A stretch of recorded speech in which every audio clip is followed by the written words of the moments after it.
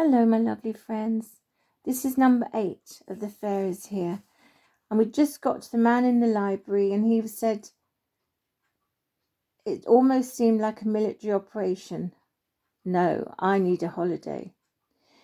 I suppose you're off now, asked Wally. No, said the Major. I cannot visit this holiday resort without going to the Cod and Cockle. They all laughed. Yes, let's go, Wally. Time we were there anyway. Come on, lads, the lunch's on me. The Major was confused. What did Wally mean by that comment? The Major just wanted to fly there, but it would have been rude after these good fellows had helped him. It seemed like ages. Wally kept saying it's around the next corner. Then at last they turned the next corner, and there was the sea, and sure enough that familiar smell. The Major put the newspaper down and pushed it between 2 bins so it was safe. Then he started to pick up scraps that people had dropped.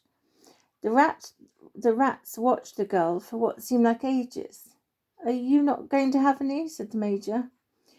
I thought you said you were jolly hungry too. We are. We're not having lunch like that. Follow me. The 3 rats ran down the side of the shop. Wally stood at the open door and then did the strangest thing. He stood up on his hind legs, almost like you would see a dog do. Yes, thought the Major, he looks just like a dog begging. The Major realised he had forgotten the newspaper and quickly retrieved it. As he walked around the corner, a man came out of the open door. He had an apron on. The Major thought there was something about this man that seemed different. Oh, hello there, Ratty. You're a bit later today, he said, looking at his watch. 3 of you as usual, is it? Wally turned around and looked at the Major. Come here. The Major walked slowly forwards. Oh, I see you've brought a friend with you, Ratty, my friend. Hold on there. Wally stood down and walked to the Major. Here, put that down here. There was a pile of bricks. He lifted up one of the corners and slid the newspaper underneath. There, that's safe there for you now. The Major said, What's going on? Oh, that's Fred. He owns this place. He feeds us every day. What? Humans never, ever feed rats, ever, said the Major. I know, at first I thought he was a bit soft in the head, but it works for us all because we keep all the other rats away from his property and he feeds us. It seems like he understands us. The Major said, I suppose you'll be telling me he knows we can talk next. With that, Fred came out of the back door carrying a big parcel wrapped in newspaper and placed it on the ground. There you are, enjoy, my little friends. And you. He patted the Major gently on the head. As he did so, he said quietly to the girl, We all know humans can't talk, don't we? And he winked at the Major and then walked back indoors, whistling. The Major stood there amazed at what had just happened. The rats all called over to the Major, Come on, have your lunch. Wally unwrapped the parcel. The smell was wonderful. In their parcel was one whole piece of battered cod, lots of scrap pieces and loads of chips, and it was all the best bits of chips, the real crunchy, crispy ones. They shared it all out equally. It was such a feast. The Major could not remember the last time he ate so well, but he did think he would not say that to Dulcie. As they had now finished, the girl picked up the fatty paper their lunch was wrapped in and dropped it in the bin. I really must be off now. Thank you so much for everything. I will tell Mighty Oak how much you helped. You don't have to tell the tree what I said about money, do you? I mean, it was just a joke, said Sid. No, already forgotten. Don't forget this, said Wally, lifting up the brick. Are you going to carry that all the way home in your beak? I will have to. I don't know what else to do. Don't it hurt? Yes, terribly, as I have to keep it shut tight, and I start to get cramp. Oh, well, never mind. The Major was just about to pick up the newspaper when Fred came out of the fish and chip shop. Oh, well, I will just throw this string away. I do not need it any more, this string, and he laid it on the top of the bin. Harry said, I told you he is soft in the head, that one. Did you hear how he kept saying string? The Major said, That's it. He flew up to the bin and grabbed the string and then landed by the rats. can you tie this paper up for me, boys, please? If you could tie it length and widthways, and the piece left over, could you please tie to my right ankle?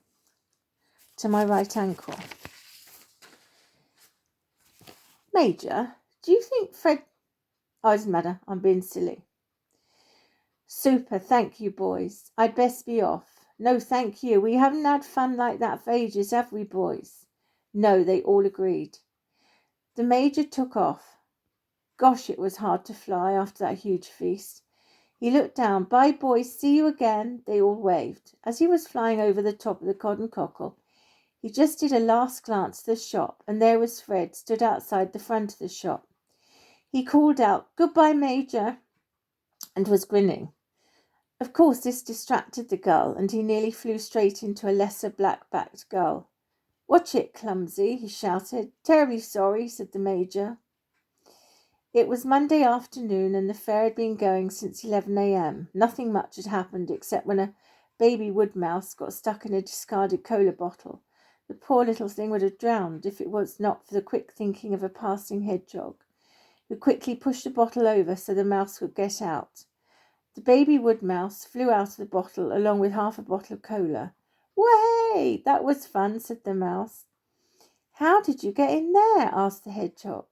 "I fell off the bench. There were some crisps on it, and I stepped back and slipped through the gap in the wood."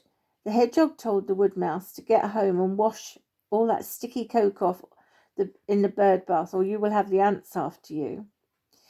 The mighty tree called Timmy. "When the Major gets back, I have one last mission for you and Snubs. Do you think he will help?" "I will, sir," said Snubs, coming out from behind the shed. "Good boys. I cannot stress how important this mission is, boys. Everything will rely on what you boys do." "Yes, sir," said Timmy. "Well, it's not windy or rainy. Will one of you fetch the newspaper from the kitchen, please?" "I will," said Snubs. "No, I will," said Timmy. "Anyway, I know where it is. I'll find it." Now, boys, please, why don't you both go?" "All right, sir." The two young squirrels walked down the winding path towards the back door. It was now 2 o'clock. The mighty tree was getting worried. What had happened with the Major? Had he accomplished his mission? Was he safe? "Here you are, sir." The two young squirrels placed the newspaper on the ground. "What shall we do now?" "We've just got to be patient and wait for the Major, boys. I have a surprise for you." He lifted a branch up in the uppermost part of his trunk and lifted something down. He placed it on the ground. The squirrels ran up to it. Their eyes nearly popped out of their heads. "Thank you, mighty oak." There, in front of them, was a netted bag of peanuts, usually used for people feeding birds. "Actually, it's not from me. The birds had a meeting and decided you'd been so good and helpful they wanted to treat you. So they asked a sparrowhawk to collect it for you, as it was too heavy for them to lift." "That was brave," said Snubs. "They usually eat little birds."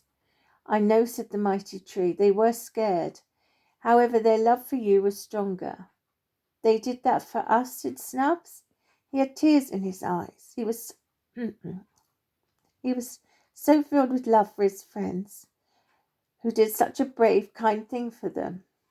"Well, I should take them and eat them before anyone else gets them." "Yes, we will." They took a paw each and carried them back to the shed.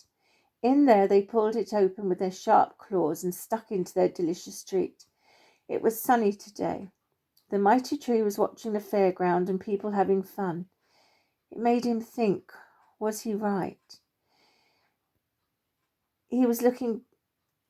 Was he right, what he was doing? And then he spotted poor old Mr. Perkins picking up the rubbish. He was looking particularly tired. Yes, this is the right thing to do. He checked the time. Where was that bird? It was now 4:15. Just as he thought that, he thought he saw the Major flying home. Was that the Major? Yes, it was, but he had something hanging from his foot, and he was pulling a kite. The big bird landed in front of the tree. Terribly sorry."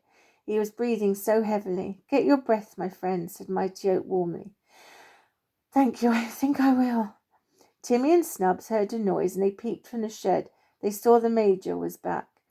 What was that behind him? That's a kite, said Timmy.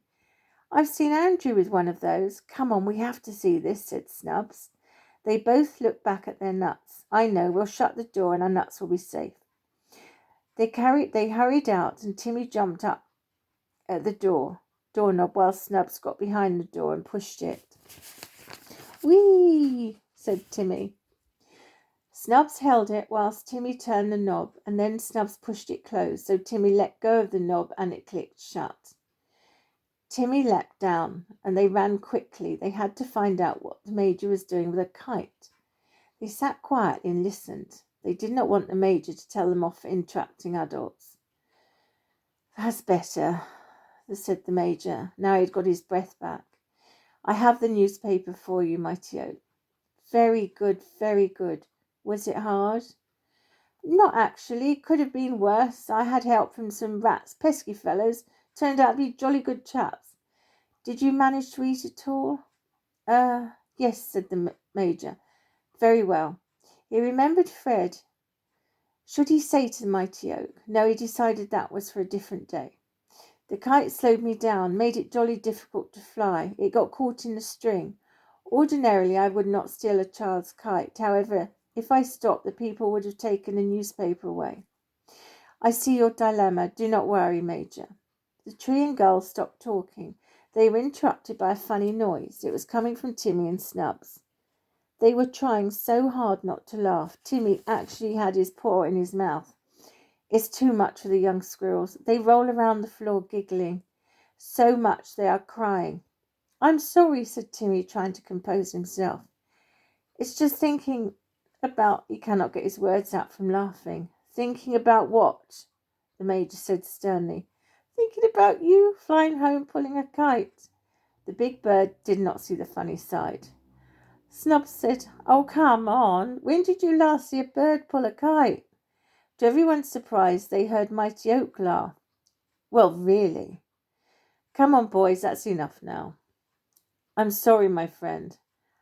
Well, that's all right. A smile came on the Major's face. Actually, it was rather amusing, he thought.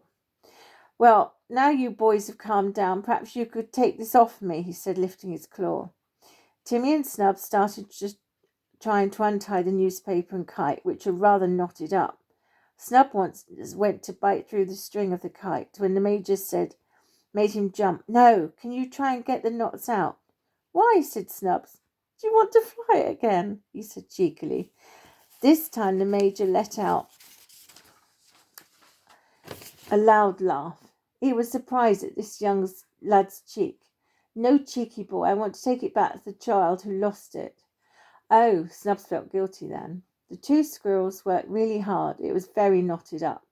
Then they finally finished it. The Major was pleased. Mighty Oak, if you have finished with me, I would very much like to take this back to that child. Of course, my friend. Thank you so much.